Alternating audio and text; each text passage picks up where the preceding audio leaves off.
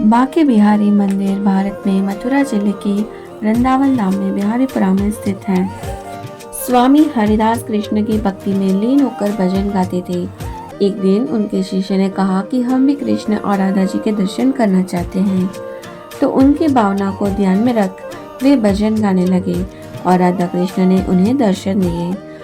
स्वामी हरिदास ने अपने शिष्य की इच्छा के बारे में बताया, तब भगवान कृष्ण ने उसी स्वरूप वहां ठहरने की बात कही।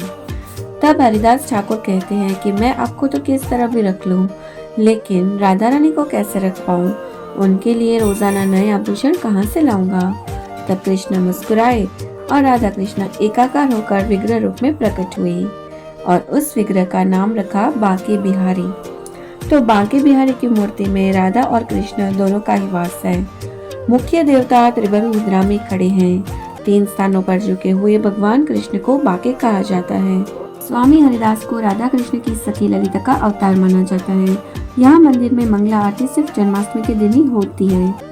बांके बिहारी जी की मूर्ति के सामने हर 2 मिनट में पर्दा लगाते हैं कि कहीं वे किसी भक्त के प्रेम और भक्ति भाव में डूबकर उनके साथ चले न जाएं। इसलिए पर्दा लगाकर भक्तों को लगातार उन्हें निहारने से रोका जाता है।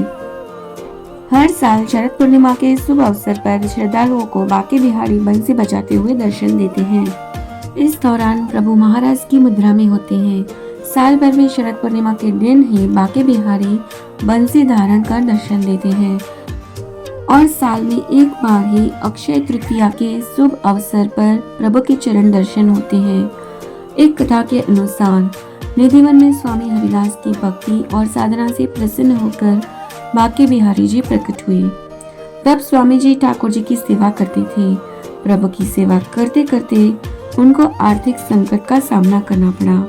एक बार स्वामी जी के उठने पर ठाकुर जी के चरणों में एक स्वर्ण मुद्रा प्राप्त हुई थी। वह स्वर्ण मुद्रा से प्रभु की सेवा और भोग का इंतजाम किया करते थे। जब स्वामी जी को पैसों की किल्लत होती थी तो ठाकुर जी के चरणों से मुद्रा प्राप्त होती थी। इसलिए रोजाना बांके बिहारी जी के चरण के दर्शन नहीं कराए जाते।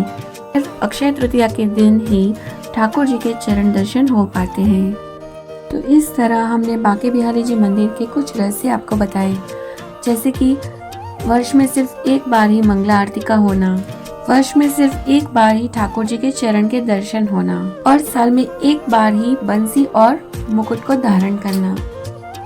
तो बस हमने यहाँ बांके बिहारी ठाकुर जी के दर्शन किए, जहाँ आपने देखा कि लोगों की भारी भीड़ थी और फिर हम चल पड़े थे अपने होटल की ओर। अगर आपने हमारे चैनल को अभी तक सब्सक्राइब नहीं किया तो प्लीज सब्सक्राइब करें, ताकि ऐसे और वीडियोस हम आप तक पहुँचाते रहें। और हमारा ये वीडियो पसंद आए तो लाइक और शेयर करना ना भूलें। हरे कृष्ण।